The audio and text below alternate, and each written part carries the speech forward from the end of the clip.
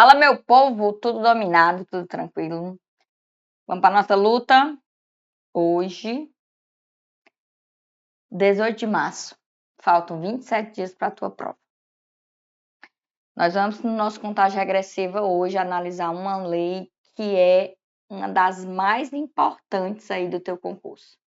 Por quê? Porque ela traz artigos que passam por todo o conteúdo programático. Passa por organização administrativa, passa por princípios, passa por atos, passa por poderes, passa por controle.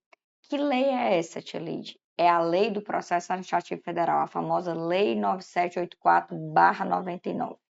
Então, hoje a gente vai fazer a análise da Lei 9784/99 no nosso top 10. Ela é o top 7 aqui, na classificação do top 10, ela é o 7º assunto mais cobrado pelo Sebrae. Vou fazer essa análise aqui com vocês, tá?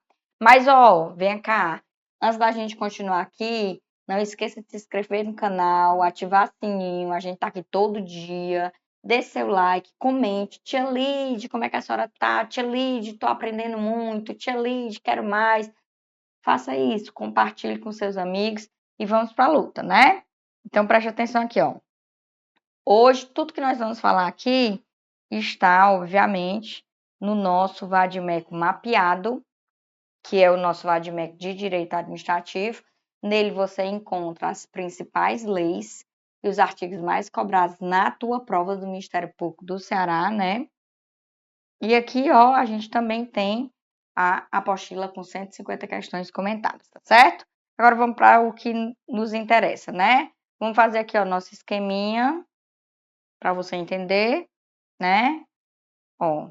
Primeiro, segundo, terceiro, quarto, quinto, sexto, sétimo, oitavo, nono e 10º. Tá? A gente tem o top 10 aqui do Sebrasp. E hoje, obviamente, a gente vai falar, do top 7, né? Nosso top 7 aqui, 5,94%, 180 questões encontradas aí nas provas do Sebrasp, das 3.031 questões, né? Deixa eu tirar isso aqui, para você não se desorientar. E aí, o que é que eu quero que você entenda aqui, Nesse nosso assunto aqui, quais são os artigos mais cobrados na prova? O artigo 1º, que trata de organização administrativa, né? Fala o âmbito de atuação dessa lei, fala o conceito de entidade, de órgão e de agente. O artigo 2º, que trata dos princípios.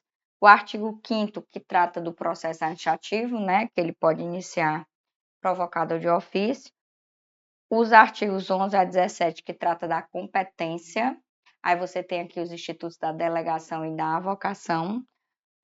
Os artigos 50 a 55, que trata da motivação dos atos, da ideia de anulação dos atos, revogação dos atos, convalidação dos atos administrativos. Tudo isso aqui está no artigo 50 a 55. E o 56 a 65, que inclusive nós já analisamos lá no top 10, trata do controle da administração. Então, a gente vai dar uma passeada aqui para você entender, mas esses são os artigos mais cobrados na lei do processo administrativo. Então, aqui, na nossa lei aqui, o ponto 3 do edital, tá? Lembrando aqui, lembrando que o ponto 3 do edital traz a lei do processo administrativo. Nós estamos no nosso Vadimeco mapeado, só para mostrar para vocês o nosso Vadimeco mapeado aqui, como é que ele funciona, Ele tem um sumário interativo, todos os pontos aqui são relacionados ao teu edital do MPCE, né? Inclusive, a gente trouxe os decretos aí relacionados à licitação e o nosso ponto 3 aqui, Nosso ponto 3 aqui é o ponto do processo administrativo. Então, vamos entender aqui como é que funciona, né? Ponto 3, processo administrativo, os artigos mais cobrados que a gente já analisou. Aí, o artigo 1º aqui, ele trata das disposições gerais e do âmbito de atuação da lei. Essa lei estabelece normas básicas sobre o processo administrativo no âmbito da administração federal, direta e indireta. visando em especial a proteção dos direitos dos administrados e ao melhor cumprimento dos fins da administração. Parágrafo 1º. Os preceitos dessa lei também se aplicam aos órgãos dos poderes legislativo e judiciário quando o desempenho da função administrativa. Deixa eu só te chamar a atenção aqui para um ponto aqui. A lei ela é bem clara em dizer aqui que o âmbito de atuação dessa lei é federal, né? Ela está falando aqui, ó, da administração federal, direta e indireta, e, logicamente, do legislativo e do judiciário nas suas funções atípicas de administrar, enquanto administrações públicas, né? Enquanto administração pública. Só que nós vamos analisar mais lá na frente, nesses últimos dias, que existe uma súmula do STJ que diz que aquele município, aquele estado que não dispusesse sobre regras de processo administrativo, essa lei aqui, embora federal, ela tem aplicação subsidiária.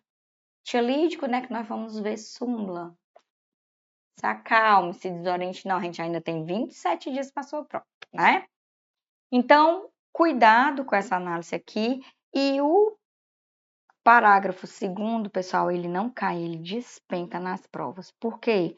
Porque ele traz o conceito de órgão, o conceito de entidade e o conceito de autoridade. Órgão é a unidade de atuação integrante da estrutura da administração direta e da estrutura da administração indireta. Entidade é a unidade de atuação dotada de personalidade jurídica. E autoridade é o servidor ou agente público dotado do poder de decisão. Essa análise lhe leva para que ponto do seu edital? Ele lhe leva para a análise de administração pública em sentido subjetivo, formal ou orgânico. Então, tome cuidado com essa análise, porque a análise aqui, a cadeira desceu aqui, né, pessoal? É a análise de administração pública em sentido subjetivo. Formal ou orgânico. Aí a gente tem um artigo 2º que nós já analisamos, vou passar super rápido por ele, que ele trata dos princípios aí relacionados ao processo administrativo. E aí, o que eu quero lhe chamar a atenção, porque a gente já fez isso, eu não vou ficar, né, repetindo, é que alguns princípios que até então eram implícitos se tornaram explícitos. Motivação, razoabilidade, proporcionalidade, segurança jurídica. Então, se você está com dúvida, a gente tem aqui no nosso canal o top 10 aqui, que foi um dos dias aqui, que a gente fala sobre princípios da administração. Dá para você procurar aqui. Ele é o top 10. Ele é o 10º assunto mais cobrado, né? Princípios. Então, o artigo 2º, ele trata dos princípios aí, e você tem que ter cuidado aí, tá? Com os princípios que se tornaram princípios explícitos, ó, motivação, razoabilidade, proporcionalidade, contraditório não. Se acalme, tia Lide, segurança jurídica, né? Então, esses princípios aí, ó, finalidade, esses princípios aí se tornaram princípios explícitos do nosso ordenamento jurídico.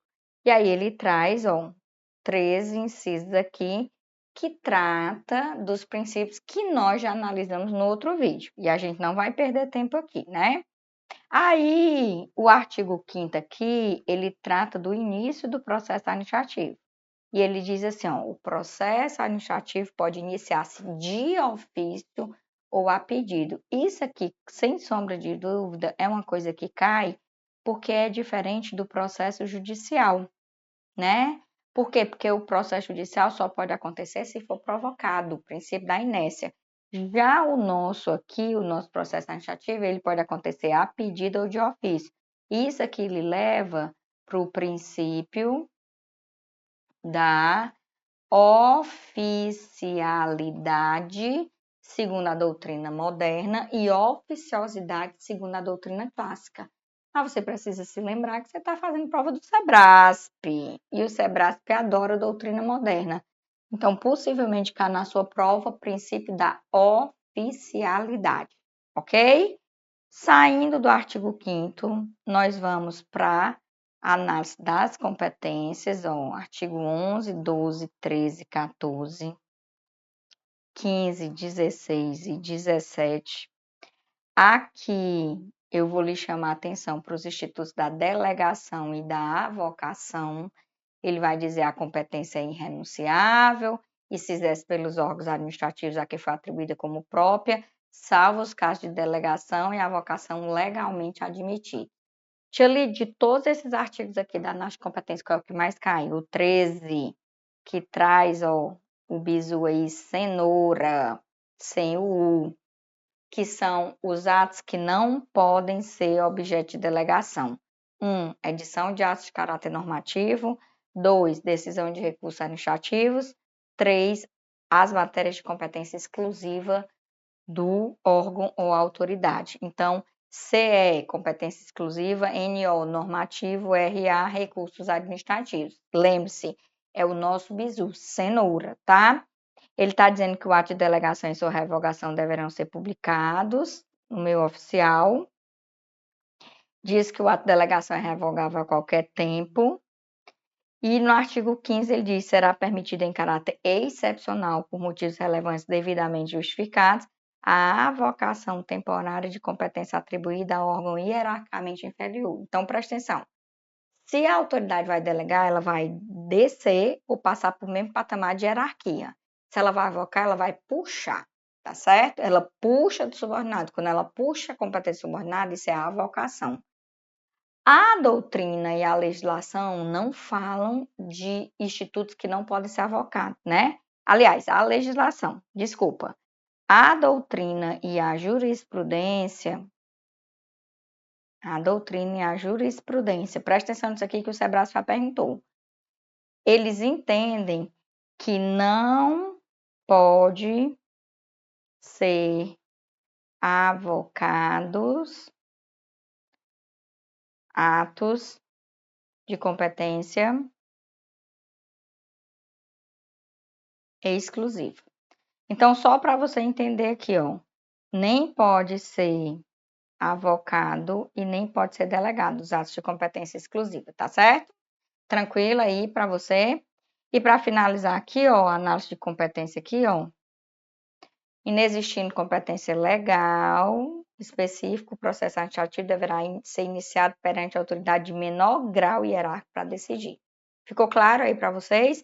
Então, só para recapitular aqui, ó. Opa, puxei demais. Se acalme, tia Lid.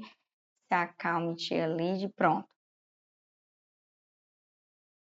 Só para ficar claro aqui para vocês, ó. Já vimos o artigo 1º, que trata do âmbito de atuação, o 2º, princípios, o 5º, que é o início do processo administrativo, o 11 a 17, que é a competência. Agora a gente vai lá para o final da lei, que inclusive a gente já fez leitura, mas a gente vai fazer de novo, e vai fazer de novo, a gente não para de fazer isso aqui, né?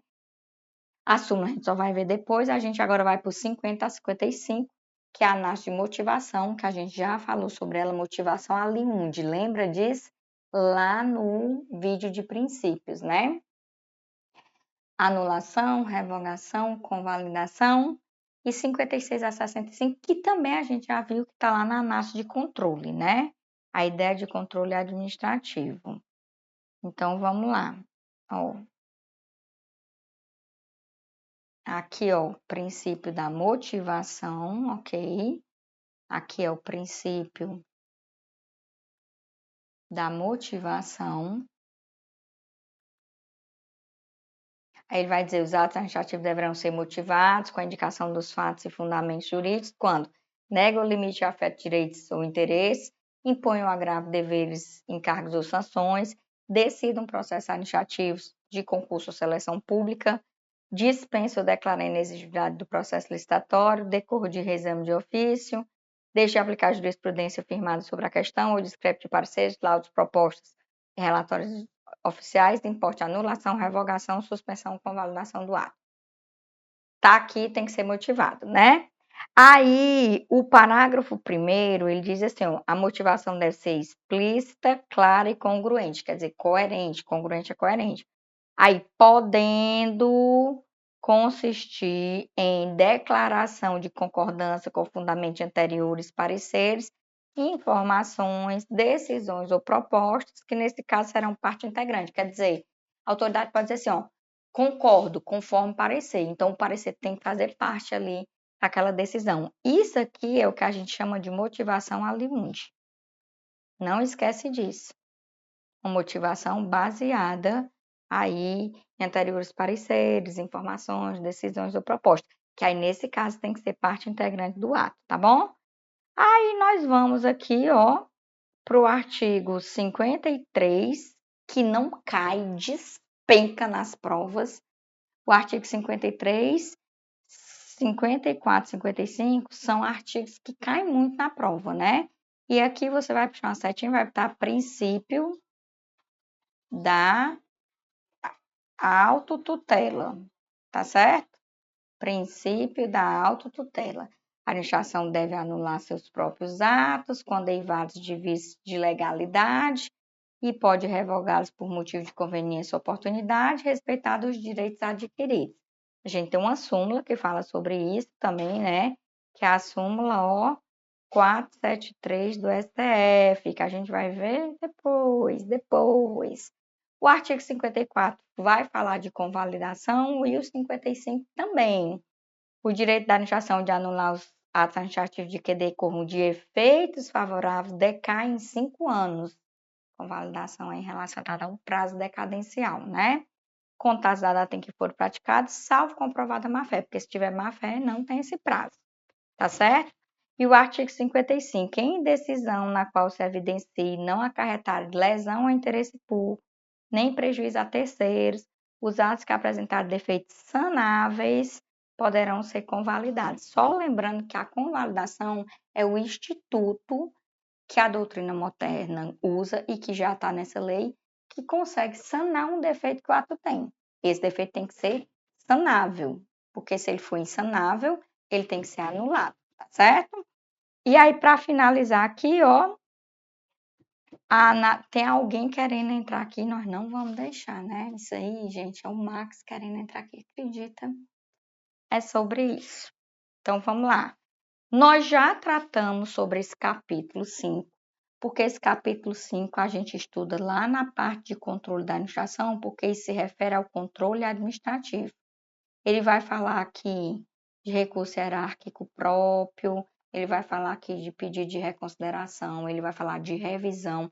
Então, nós não vamos perder tempo aqui, porque a gente tem um vídeo falando sobre isso.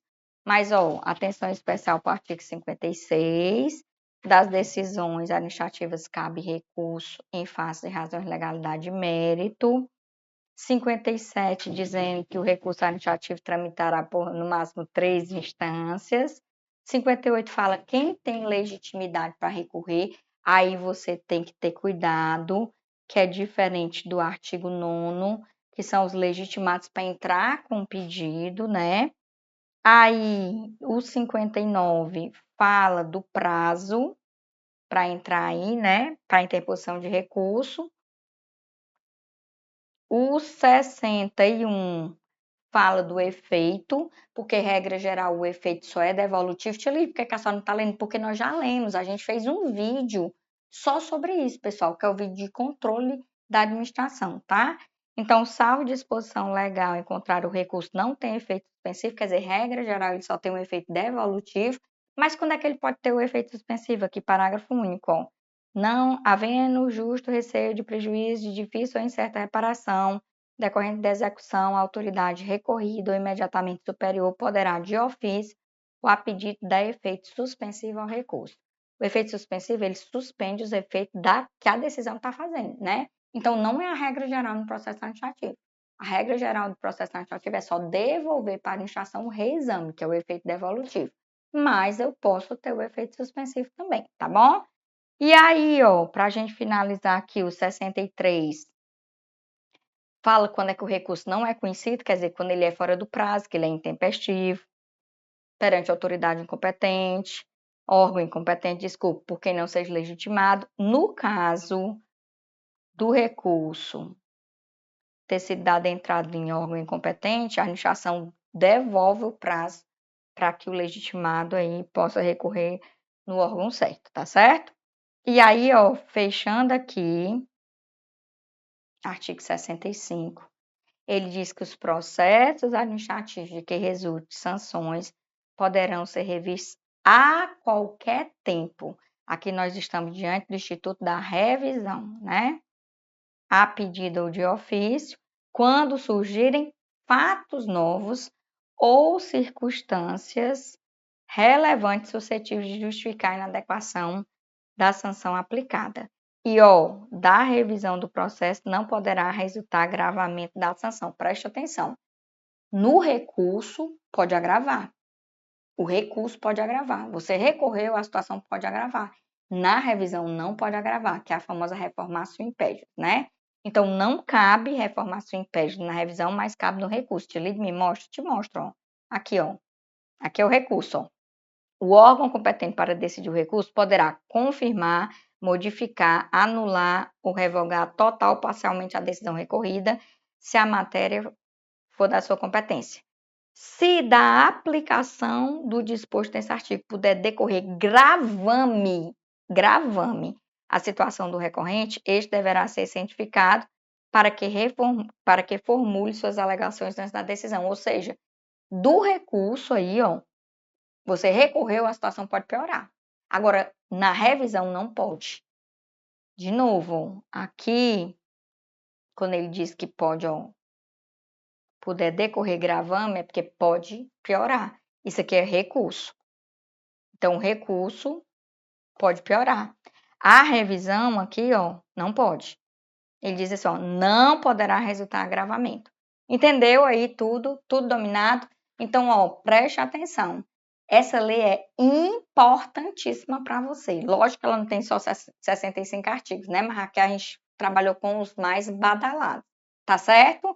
Tudo tranquilo, tudo dominado, entendeu tudo? Se não entendeu, volte 10 casas e comece tudo de novo.